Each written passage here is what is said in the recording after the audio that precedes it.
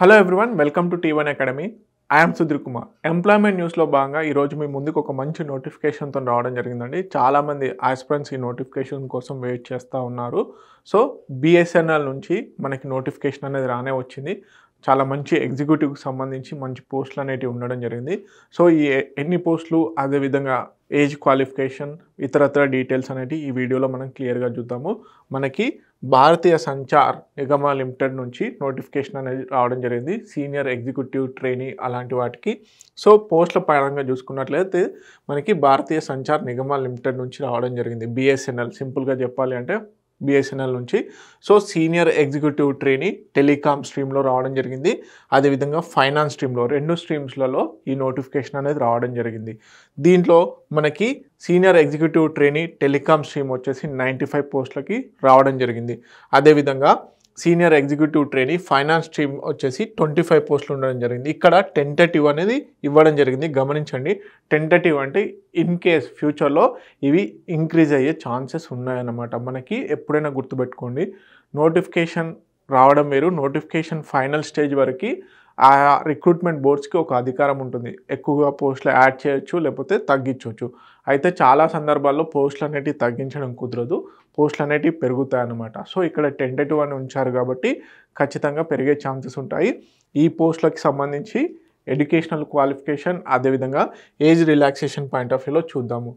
Okay, so ఏదైతే SC, ST, OBC and persons with disabilities, ex service మెన్కి సంబంధించినటువంటి పోస్టులకు సంబంధించి డీటెయిల్ నోటిఫికేషన్ అనేది వస్తుంది. సో ఆ బ్రేక్ డౌన్ అనేది వస్తుందన్నమాట. అదేవిధంగా పే స్కేల్ వచ్చేసి ఎంప్లాయ్మెంట్ 3 గ్రేడ్ ఏదైతే ఉందో 24,900 నుంచి 50,000 వరకు, 50,500 వరకు మనకి శాలరీ అనేది రావడం జరుగుతుంది. Okay, senior executive trainee technical stream, finance స్ట్రీమ్కి కూడా సేమ్ పే స్కేల్ అన్నమాట. ఏజ్ పరంగా చూసుకున్నట్టయితే మినిమం 21 ఇయర్స్ అనేది ఏజ్. అదేవిధంగా మ్యాక్సిమం ఏజ్ కనుక చూసుకున్నట్లయితే 30 ఇయర్స్. ఇది ఎవరికి? మామూలుగా జనరల్ కేటగిరీ పీపుల్కి. సో ఓబీసీ, అదేవిధంగా SC, ST and persons with disabilities ఎవరైతే ఉంటారో వీరికి సంబంధించి కూడా ఏజ్ రిలాక్సేషన్ అనేది క్లియర్గా ఇవ్వడం జరుగుతుంది. ఓకే, నెక్స్ట్ వచ్చేసి ఎడ్యుకేషనల్ క్వాలిఫికేషన్స్. ఎడ్యుకేషనల్ క్వాలిఫికేషన్స్ అనేవి చాలా ఇంపార్టెంట్. దీంట్లో టెక్నికల్ ఆపరేషన్స్ ఏవైతే ఉన్నాయో, టెక్నికల్ ఆపరేషన్స్కి వేరే క్వాలిఫికేషన్ ఉండడం జరిగింది. అదేవిధంగా ఫైనాన్స్కి సంబంధించి కూడా వేరే క్వాలిఫికేషన్ ఉండడం జరిగింది.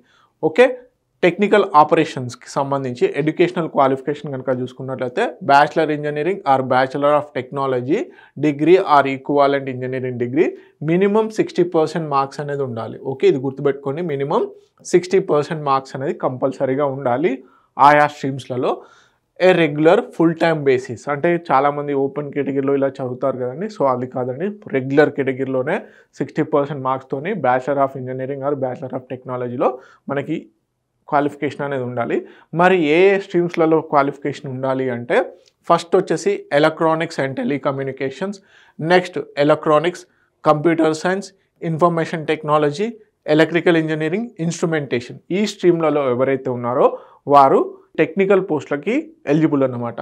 నెక్స్ట్ వచ్చేసి ఫైనాన్స్ దానికి చూసుకున్నట్లయితే ఇంకొక విషయం ఏంటంటే ఇక్కడ ఈ స్ట్రీమ్స్లలోనే కాకుండా combination of these disciplines are core with other associated emerging branches. అంటే మనకి ఇప్పుడు మారుతున్న తరుణంలో ఒకప్పుడు ఒకే స్ట్రీమ్లో ఉండేది, కాకపోతే ఏంది, నేషనల్ ఎడ్యుకేషన్ పాలసీ వచ్చిన తర్వాత బేసిక్గా స్ట్రీమ్స్లలో చేంజెస్ కూడా తీసుకొచ్చారు. అయితే కాంబినేషన్ ప్రాసెస్లో ఉన్నటువంటి స్ట్రీమ్స్ క్యాండిడేట్స్ కూడా ఎలిజిబుల్ అని చెప్పడం జరుగుతుంది. కాకపోతే ఇందులో ఉన్నటువంటి సబ్జెక్ట్స్ లైక్ ఎలక్ట్రానిక్స్ కానీ, టెలికమ్యూనికేషన్ కానీ, కంప్యూటర్ సైన్స్ కానీ, ఇన్ఫర్మేషన్ టెక్నాలజీ కానీ ఇవి కోర్ సబ్జెక్ట్స్గా ఉండాలి. ఓకే, నెక్స్ట్ ఫైనాన్స్ స్ట్రీమ్ కనుక చూసుకున్నట్లయితే చార్టెడ్ అకౌంటెంట్, అదేవిధంగా కాస్ట్ అండ్ మేనేజ్మెంట్ అకౌంటెన్సీ ఏదైతే ఉందో దీంట్లో వీరు బేసిక్గా క్వాలిఫికేషన్ ఉన్నట్లయితే finance stream senior executive training కూడా ఎలిజిబిలిటీ అన్నమాట. సో బిఎస్ఎన్ఎల్ అందరికీ తెలుసు, పబ్లిక్ సెక్టర్ అండర్టేకింగ్, చాలా మంచి పోస్ట్ అండి, అస్సలు వదలకండి. ఎందుకంటే ఈ క్వాలిఫికేషన్స్తో ఉన్న వాళ్ళకి బేసిక్గా చాలా రోజుల నుంచి నోటిఫికేషన్ కోసం ఎదురు చూస్తున్నారు. సో ఈ నోటిఫికేషన్ వచ్చింది కాబట్టి కంపల్సరీగా అప్లై చేయండి. అదేవిధంగా నోటిఫికేషన్ సంబంధించినటువంటి అప్లికేషన్ డేట్స్, లాస్ట్ డేటు, అదేవిధంగా అప్లికేషన్ ఏ విధంగా అప్లై చేయాలి, ఇలాంటి డీటెయిల్స్ ఇంకా వస్తాయి. సో వాటికి సంబంధించినటువంటి పూర్తి వీడియో కూడా త్వరలో చేయనున్నాము దీనికి సంబంధించి. అదేవిధంగా ఎగ్జామినేషన్ ప్యాటర్న్ ఏ విధంగా ఉండబోతుంది అనేటువంటి డీటెయిల్స్ కూడా మేము తర్వాత వీడియోలో చేయబోతున్నాము. ఫర్ మోర్ ఇంట్రెస్టింగ్ అప్డేట్స్ అంటే న్యూస్ రిలేటెడ్ ఎంప్లాయ్మెంట్ న్యూస్కి సంబంధించి ఏవైతే ఇన్ఫర్మేషన్ కావాలనుకుంటున్నారో వారందరూ కూడా T1 అకాడమీ ఛానల్ని ఫాలో అవ్వండి.